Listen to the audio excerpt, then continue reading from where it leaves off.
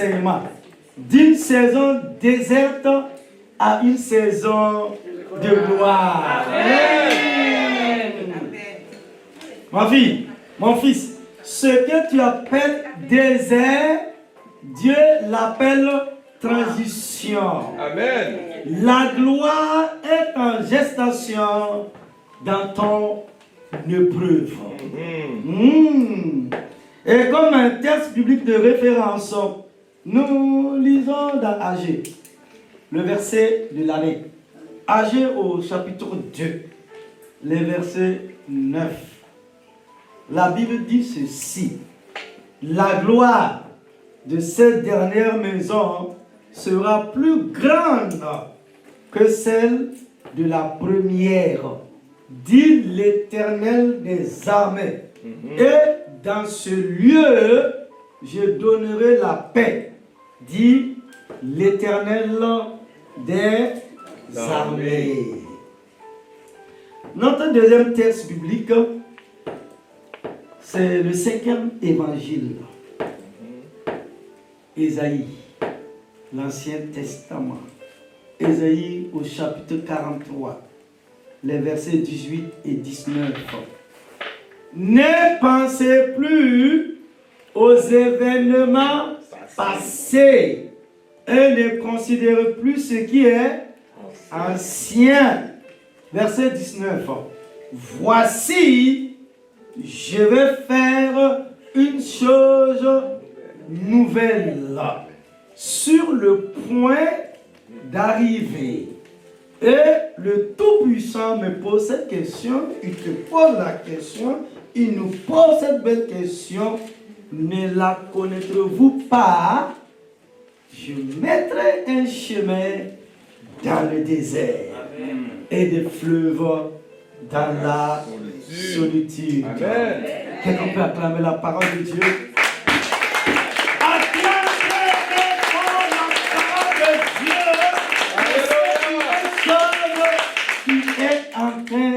D'arriver dans ta vie. Homme frère, le désert, là où tout semble s'arrêter, mais où Dieu commence. Le désert est une réalité que personne ne recherche volontairement, mais presque tous traverse un jour ou l'autre. Il s'impose rarement par soi. Il survient souvent comme une rupture, un ralentissement, une zone de silence au milieu d'un parcours qui semblait jusque-là cohérent. Le désert n'est pas seulement un lieu géographique fait de sable et d'aridité. Il est avant tout une saison spirituelle, émotionnelle et parfois existentielle. On peut être entouré de monde, je dirais beaucoup de monde, et se sentir en désert. On peut être actif et pourtant intérieurement à sec. Le désert se reconnaît à ce sentiment d'étrange de suspension. Tout semble ralenti, comme si la vie avançait au ralenti pendant que le monde autour continue à courir. La foi devient plus silencieuse que démonstrative. Les certitudes d'hier laissent place à des questions, je dirais à des questionnements. On continue de croire, mais sans la même intensité émotionnelle. On continue d'obéir, mais sans visibilité claire sur la direction finale. Le désert est ce lieu inconfortable où l'on ne peut plus s'appuyer sur ce que l'on ressent, mais uniquement sur ce que Dieu a dit. Le désert est l'un des lieux les plus récurrents de l'action divine dans l'histoire biblique. Israël, le peuple de Dieu, y est conduit après sa délivrance, non pour y mourir, mais pour y apprendre à vivre autrement. Dieu ne fait pas sortir son peuple d'Égypte pour l'abandonner dans le désert, mais pour le former avant de l'établir. Moïse passe 40 années dans le désert avant d'être envoyé pour libérer Israël, le peuple de Dieu. Ce temps n'est pas perdu, il est formateur. David est moins roi, mais retourne dans les pâturages et les cavernes. Le désert façonne son caractère avant son autorité. Élie, le prophète, épuisé et découragé, est conduit au désert pour être restauré, nourri et relevé. Même le Seigneur Jésus, le Fils de Dieu, est conduit par l'Esprit dans le désert avant d'entrer dans la manifestation publique de son ministère. Église, ces exemples révèlent une vérité fondamentale. Le désert n'est pas une absence de Dieu, mais un espace où Dieu agit autrement. Dieu y parle différemment. Il y enseigne autrement. Il y façonne plus profondément. Dans le désert, Dieu retire parfois ce qui soutenait pour révéler ce qui demeure. Il enlève les appuis secondaires pour devenir l'appui principal. Il réduit le bruit extérieur pour affiner l'écoute intérieure. Ce que nous appelons désert, Dieu l'appelle transition. Amen. Ce que nous appelons stagnation, Dieu l'appelle préparation. Ce que nous appelons attente, Dieu l'appelle gestation. Le désert est rarement une destination. Il est presque toujours un passage. Il manque la fin d'une saison et la préparation d'une autre. Il est entre deux inconfortables où l'ancien ne fonctionne plus et où le nouveau n'est plus encore visible. Ainsi, le désert n'est pas le signe que Dieu s'est arrêté d'agir. Il est souvent la preuve qu'il agit plus profondément que jamais. Là où tout semble s'arrêter aux yeux de l'homme, Dieu commence un travail invisible mais décisif. Un travail sans lequel la gloire à venir ne pourrait être portée ni soutenue. Hommes, frères, c'est ce que je vous propose de voir en 3 points au cours de cet enseignement.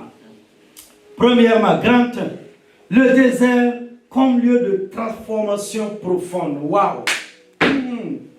Le désert comme lieu de transformation profonde. Dieu travaille en toi, mon frère, ma soeur, avant d'agir autour de toi. Dans la pensée biblique, je dirais, dans la pensée de l'éternel Dieu, le désert n'est jamais un simple lieu de passage géographique. Il est un espace de transformation intérieure. Dieu ne conduit pas son peuple pour l'affaiblir, mais pour le façonner. Il ne s'agit pas d'une parenthèse inutile, mais d'un temps stratégique où Dieu agit en profondeur. Le désert est l'endroit où Dieu travaille moins sur ce que nous faisons et davantage sur ce que nous sommes. Dieu l'exprime clairement à Israël, son peuple. L'Éternel, ton Dieu, t'a fait marcher dans le désert afin de t'humilier, de t'éprouver et de connaître ce qu'il y avait dans ton cœur. Deutéronome chapitre 8, verset 2. Cette parole révèle que le désert a un objectif précis. Révéler le cœur. Tant que tout fonctionne, tant que les ressources sont abondantes, tant que les réponses sont rapides, tout de suite et maintenant, le cœur peut se dissimuler derrière l'activité, le succès ou la routine spirituelle. Mais dans le désert, les masques tombent. Il n'y a plus d'artifice. Le silence, l'attente et la dépendance font remonter à la surface ce qui était enfoui. Mon frère, ma soeur, le désert révèle nos dépendances. Il montre sur quoi ou sur qui nous comptions réellement. Israël découvre qu'il dépendait davantage de l'Égypte que de Dieu, même après avoir été délivré.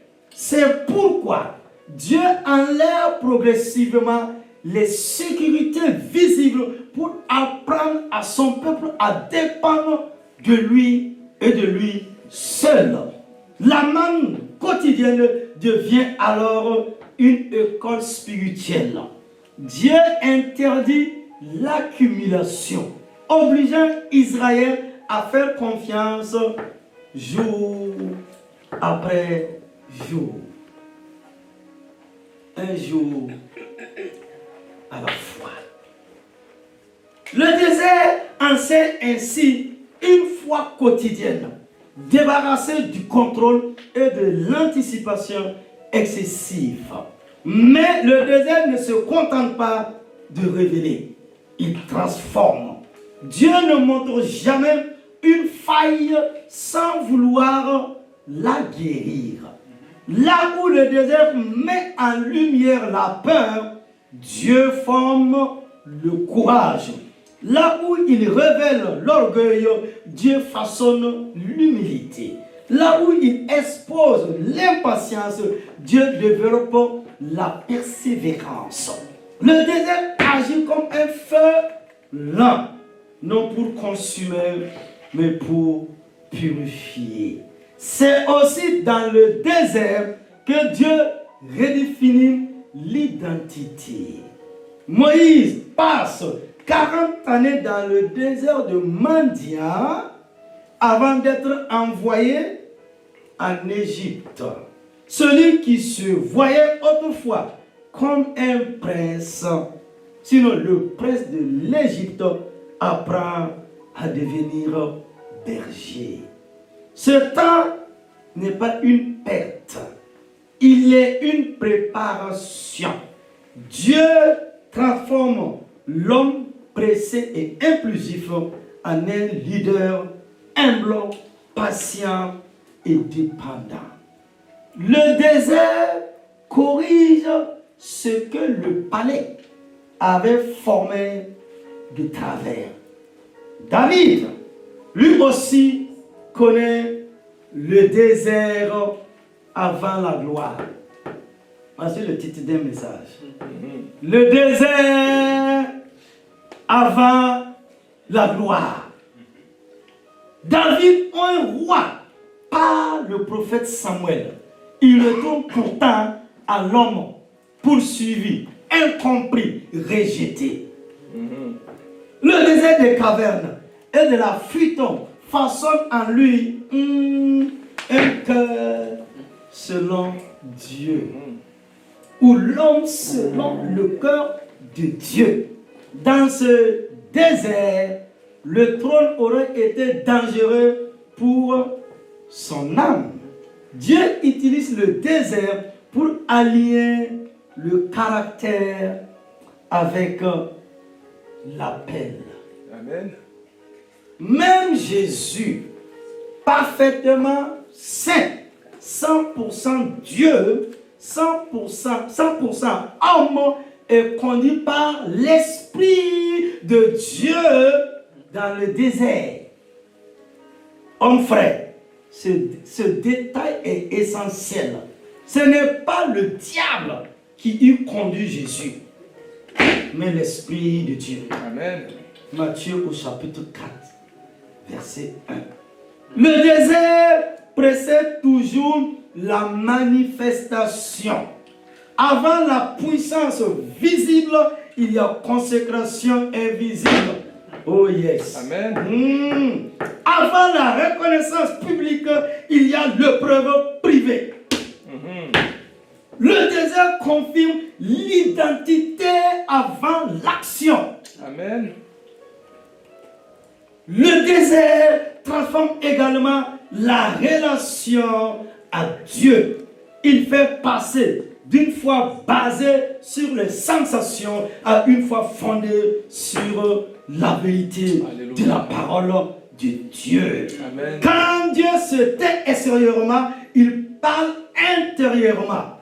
Le prophète Osée exprime cette réalité avec une profondeur particulière. Je la conduirai au désert et je parlerai à son cœur. Osée au chapitre 2, les versets 16.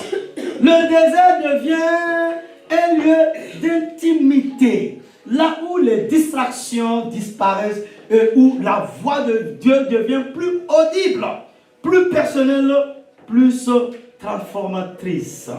Dans le désert, Dieu travaille souvent lentement, mais sûrement. Amen. Ce que Dieu forme dans le secret soutiendra la gloire future. La transformation intérieure précède toujours l'élévation extérieure. Dieu ne confie jamais une saison de gloire à un cœur qui n'a pas été façonné dans le désert. Ce sera trop lourd à porter.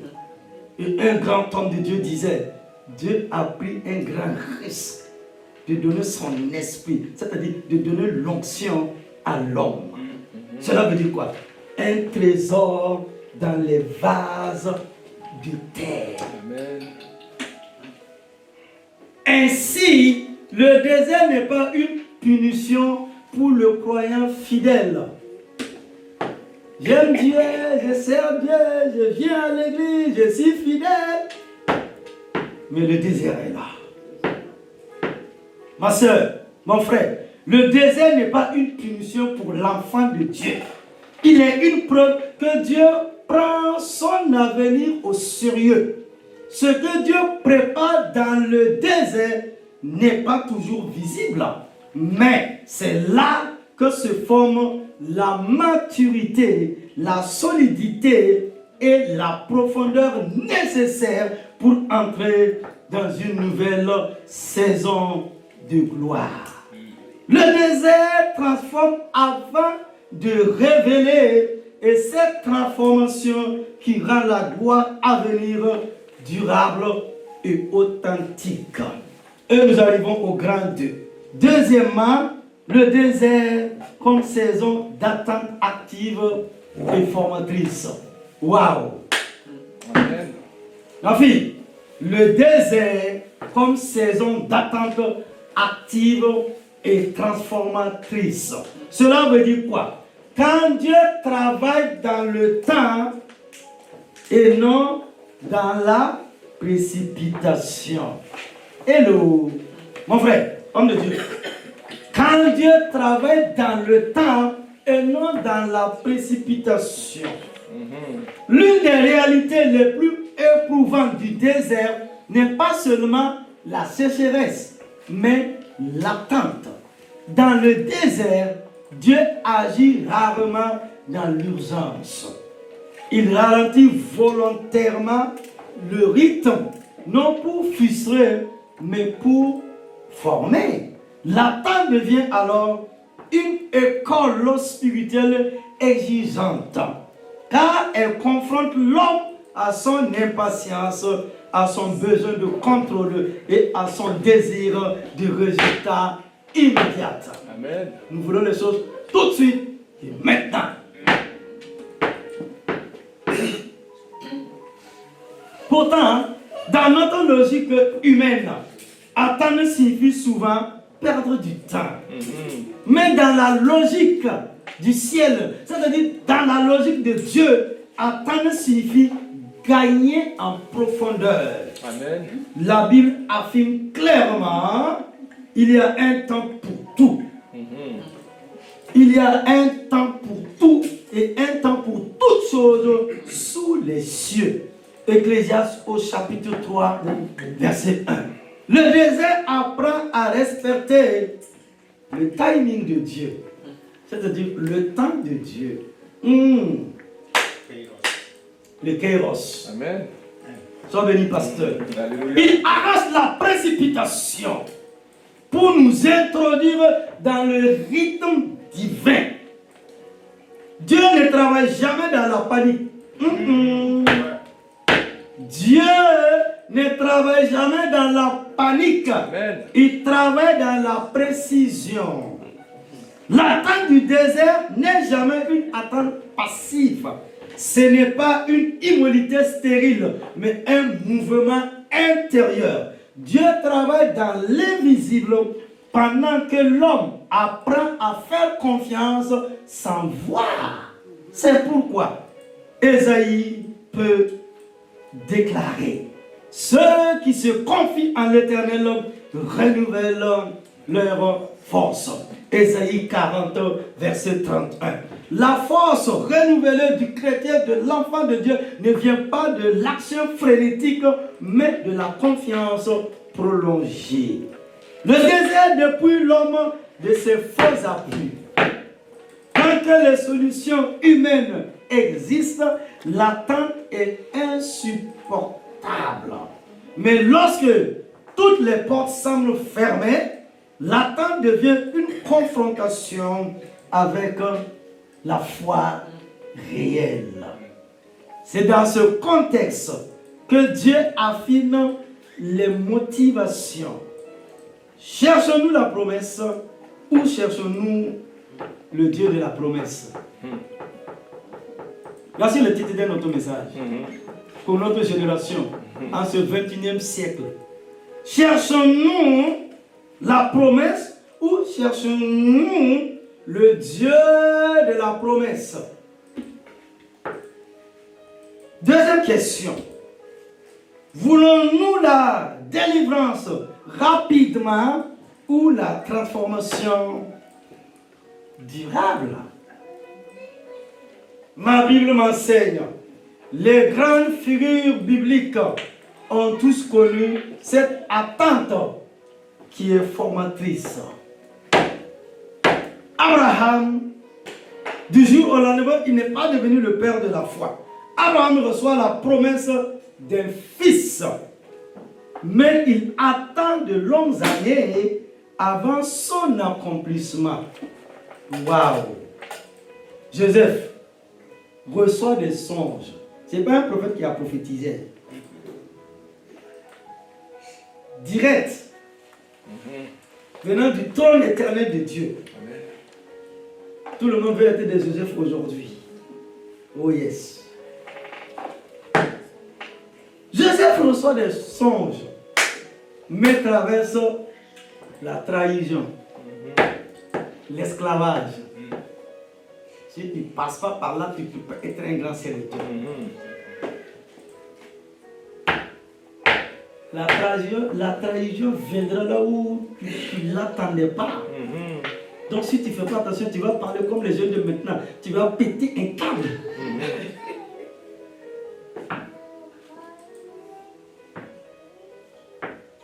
Donc il y a la trahison, il y a l'esclavage et la prison avant de voir la réalisation. Étape après étape. David est un roi, mais doit patienter dans l'homme avant de monter sur le trône. Église, l'attente n'a jamais annulé la promesse. L'attente n'a jamais annulé la promesse. Elle l'a préparée pour toi, pour vous, pour nous et pour moi. Dans le désert, Dieu apprend aussi à son peuple à marcher sans visibilité immédiate. Il ne donne pas toujours la carte complète, mais seulement la direction du jour. Ésaïe annonce cette promesse puissante. Voici, je vais faire une chose nouvelle. Je mettrai un chemin dans le désert. Le chemin n'apparaît pas à l'avance. Il se révèle en marchant. Le désert devient alors un lieu où l'obéissance précède la compréhension. Cette attente active transforme la prière. On ne prie plus seulement pour que les circonstances changent, mais pour que le cœur soit affermi. Le cœur apprend à écouter davantage qu'à parler. Il enseigne la patience spirituelle.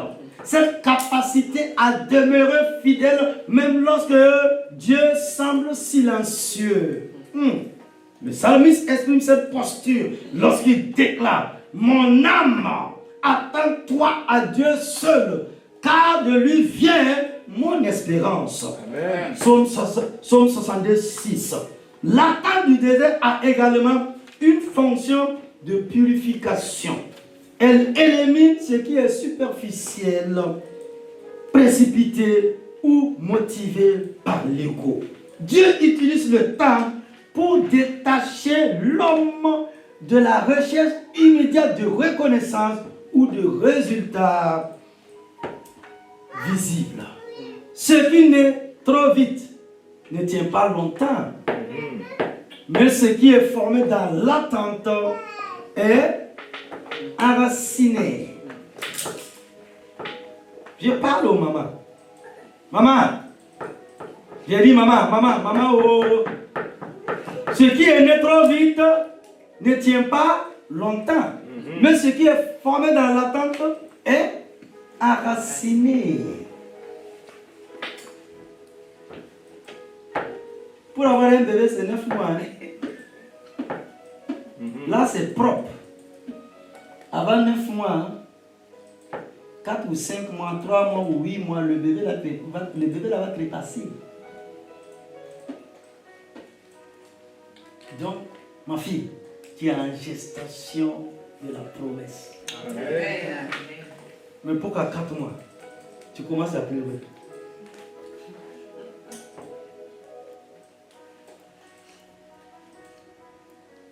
Enfin, le désert enseigne que Dieu est fidèle, même lorsqu'il semble absent. Il apprend à croire sans signe, à espérer sans preuve, à persévérer sans encouragement extérieur. Cette foi dépouillée devient une foi solide, capable de porter la gloire à venir. Car Dieu ne confie jamais une saison de manifestation à un cœur qui n'a pas appris à attendre. Ainsi, le désert comme saison d'attente n'est pas un temps vide. Il est un temps plein de travail invisible. Dieu y prépare ce qu'il révélera ensuite. Et plus l'attente est profonde, plus la gloire à venir est stable. Le désert forme la patience nécessaire pour entrer dans une saison nouvelle sans se perdre en chemin. Troisième point, la persévérance qui fait naître la gloire. Dis à ton frère, dis à ta soeur, la persévérance. La persévérance. La persévérance qui fait naître la gloire. Qui fait naître la gloire. Amen. Le désert n'est pas une destination, mais un passage vers l'accomplissement. Le désert n'est jamais une fin en soi. Il est une saison, non une destination. Pourtant, beaucoup de chrétiens, beaucoup d'enfants de Dieu restent bloqués. Non parce que Dieu tarde, mais parce que la persévérance se puise avant l'accomplissement. Le véritable danger du désert n'est pas la longueur, mais l'abandon prématuré. Quitter trop tôt le lieu de la formation. Tu n'auras pas le diplôme. C'est risquer d'entrer dans la prochaine saison sans avoir été préparé pour la porter. La Bible est très claire, mon frère, ma soeur. L'épreuve de votre foi produit de la persévérance. Amen. Nous dit le pasteur Jacques au chapitre 1, le verset 3. Cela signifie que la persévérance n'est pas un trait de caractère inné, mais un fruit du désert. Elle se forge dans la durée, dans la répétition, dans l'obéissance silencieuse. Persévérer, ce n'est pas s'endurcir, c'est demeurer fidèle quand l'émotion a disparu, quand les réponses tardent, quand la foi ne repose plus sur ce que l'on ressent. Nous aimons trop les ressentis, mais sur uniquement ce que Dieu a promis. Je sens, je n'ai pas senti où Dieu m'a fait la promesse, donc je m'appuie sur la promesse. Dans le désert, Dieu n'attend pas que nous soyons forts, mais que nous soyons constants. La persévérance consiste à continuer à prier quand le ciel semble fermé, à continuer à obéir quand la direction n'est pas claire, à continuer à croire quand rien ne change extérieurement. C'est cette fidélité dans l'épreuve qui prépare le cœur à recevoir la gloire sans se perdre en chemin. La persévérance est liée à l'espérance. Paul l'apôtre l'exprime avec une profondeur particulière lorsqu'il déclare les souffrances du temps présent, je dirais du moment présent, ne sauraient être comparées à la gloire à venir. Romains au chapitre 8, le verset 18. Cette parole ne minimise pas la souffrance. Elle la replace dans une perspective plus large. Le désert est réel, parfois douloureux, mais il est temporaire. La gloire à venir est plus grande, plus durable, plus profonde que tout ce que le désert a pu produire comme fatigue ou découragement. Parfois on est fatigué, parfois on est découragé. On a envie de tout déposer, de s'asseoir, et puis après tu vas aller où? Tu es condamné à persévérer, à avancer. C'est pourquoi Jésus a dit à Pierre, et vous? Mais partez. Partez. Parce que la marche avec Dieu, c'est porter sa croix. Amen. Mais aujourd'hui, on nous fait croire, on nous fait comprendre que c'est la bénédiction. Et on a oublié le Dieu qui bénit. Amen. On a oublié la source de la bénédiction. On veut l'accomplissement de la promesse, mais où est le Dieu de la promesse?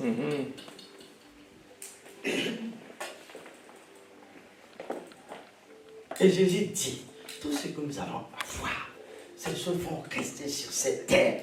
Que sert-il à un homme de gagner le monde entier si toutefois il perdait son âme?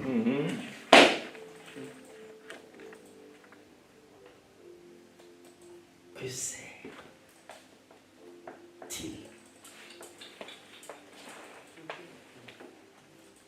Si nous marchons avec Dieu, la constance, la fidélité, l'obéissance et la foi. Amen. Qui détermine le chrétien, qui détermine l'enfant de Dieu.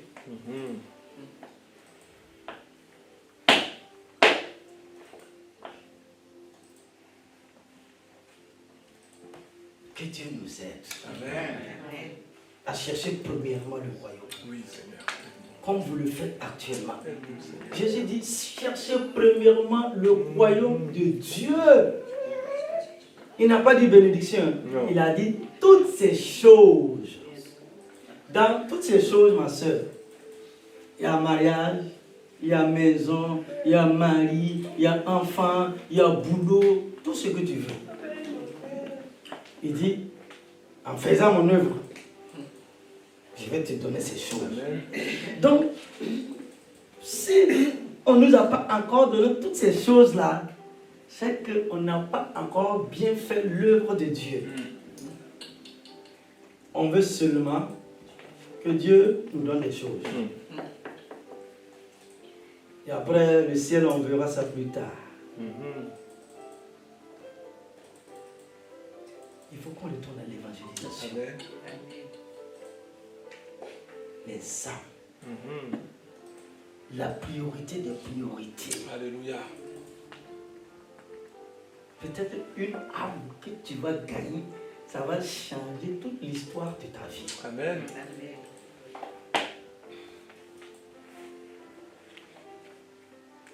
Ça va te conduire à quelque chose de glorieux. Que Dieu soit la priorité. Amen.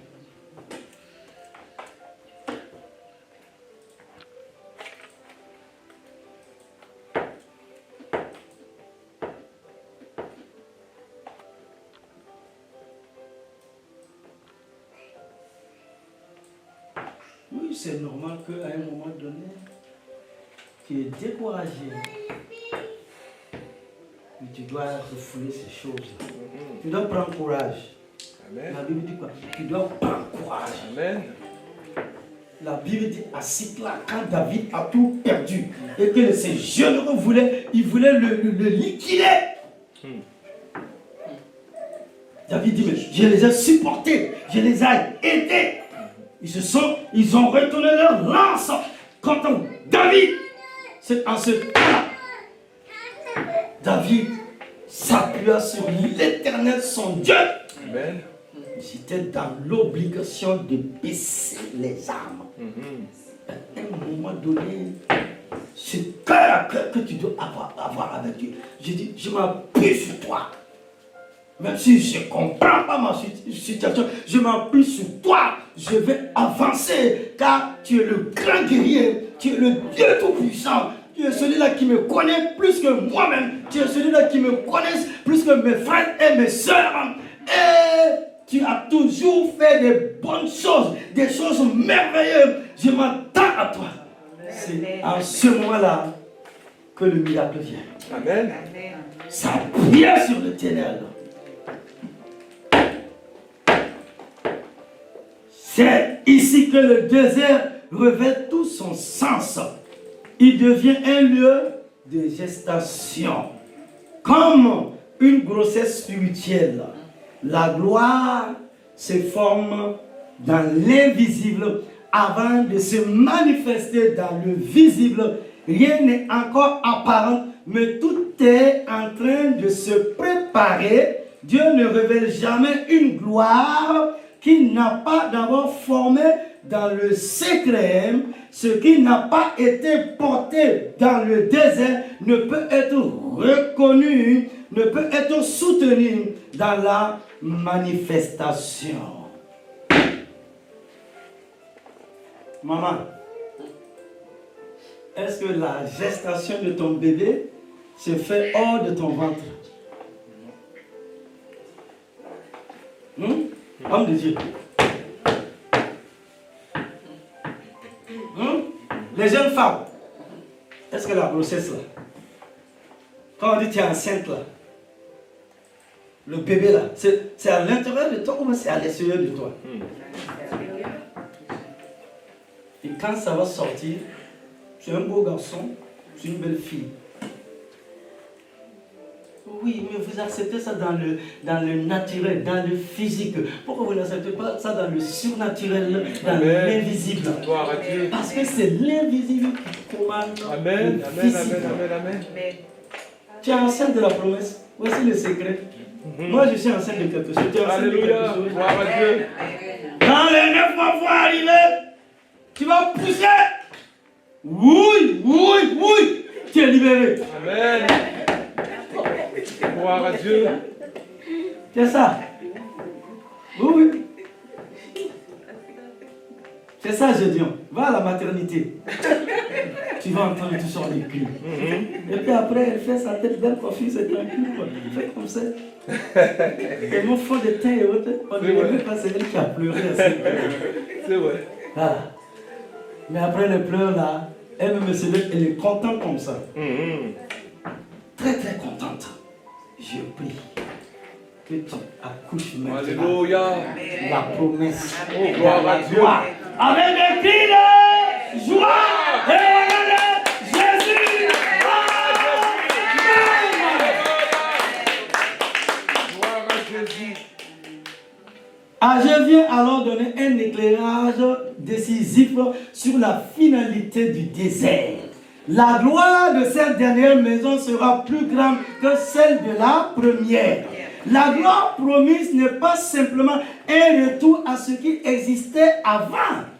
Elle est différente, plus profonde, plus stable. Elle n'est plus fondée sur l'enthousiasme des commencements, mais sur la maturité acquise dans l'épreuve.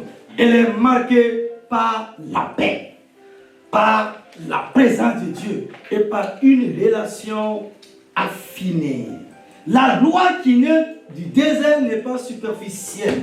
Elle ne repose pas sur l'apparence, mais sur l'authenticité. Elle est le fruit d'un cœur brisé, transformé, d'une foi éprouvée, d'une dépendance réelle et totale à l'éternel Dieu. Ce que Dieu donne après le désert n'est pas seulement une bénédiction visible, c'est une capacité intérieure nouvelle à porter ce qu'il confie. Ainsi, la persévérance devient le pont entre le désert et la gloire. Elle empêche la fuite, elle soutient la foi. Elle permet à Dieu d'achever son œuvre. Ceux qui persévèrent découvrent que le désert n'a pas détruit leur appel, mais l'a affirmé. Ils réalisent que l'épreuve n'a pas retardé la gloire, mais l'a rendue possible. Amen. Le désert prend alors une autre signification. Il n'est plus un lieu de perte, mais un lieu de passage. Il n'est plus un signe d'abandon, mais une preuve que Dieu prépare quelque chose de plus grand. Et lorsque la saison change, le chrétien, le croyant ou l'enfant de Dieu comprend que tout ce qu'il a traversé avait un sens profond. La gloire était déjà en gestation dans l'épreuve. Conclusion. Le désert n'est pas une erreur de parcours, ni un signe que Dieu s'est détourné. Il est souvent la preuve que Dieu agit plus profondément que ce que l'on peut voir. Là où tout semble s'arrêter, Dieu commence un travail invisible mais essentiel. Ce que tu vis aujourd'hui n'est peut-être pas une stagnation, mais une transition. Ce n'est pas une perte, mais une préparation. Dieu ne conduit jamais quelqu'un dans le désert sans intention. Il y forme les cœurs capables de porter la gloire à venir. Il y dépouille ce qui est fragile pour affirmer ce qui est durable. Il y transforme la foi pour qu'elle ne repose plus sur les émotions, mais sur sa parole. Et lorsque la saison change, le croyant découvre que rien n'a été perdu. Tout a servi à préparer ce qui devrait naître. Ne quitte pas le désert avant l'heure de Dieu. Persévère, mon frère, ma soeur. Avance pas à pas. Fais confiance même sans comprendre.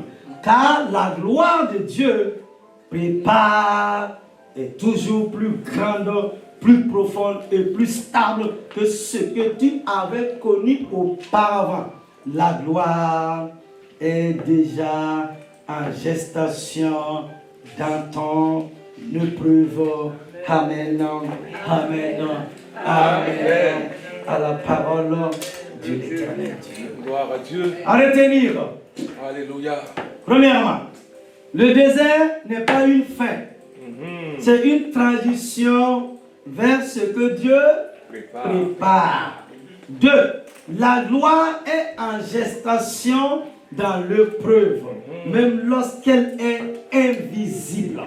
Troisièmement, ce que Dieu fait naître dans le désert portera une gloire durable. Et au nom de Jésus, amen, amen, amen. Gloire à Dieu. Tiens-toi debout pour la prière finale. Non. Père éternel. Père éternel.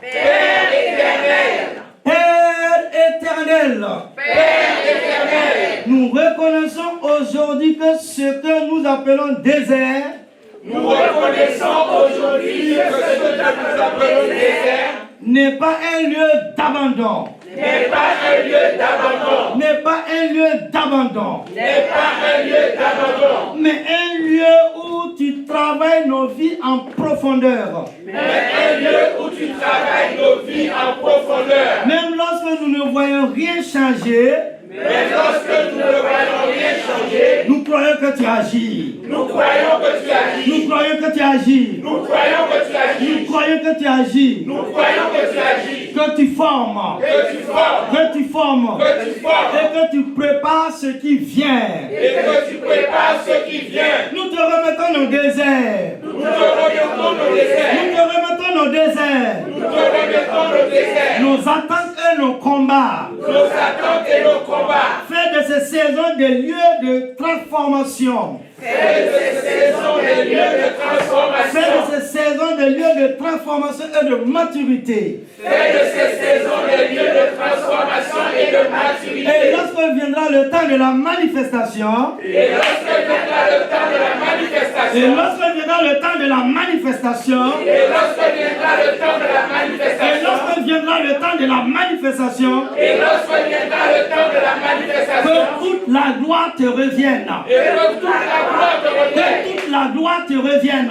que toute la gloire te revienne. Car nous savons que ce que tu fais naître dans l'épreuve portera une gloire durable. Car nous savons que ce que tu fais naître dans l'épreuve portera une gloire durable. Car nous savons que ce que tu fais naître dans l'épreuve portera une gloire durable. Car nous savons que ce que tu fais naître dans l'épreuve portera une gloire durable. Nous te faisons confiance. Oh, Nous te faisons confiance. nous te faisons confiance. Nous te faisons Nous confiance. te faisons confiance. Nous te faisons confiance. Nous te faisons confiance. Nous te faisons confiance. Nous te faisons confiance, oh Dieu. Nous te faisons confiance. Nous te faisons confiance de tout notre cœur. Nous te faisons confiance de tout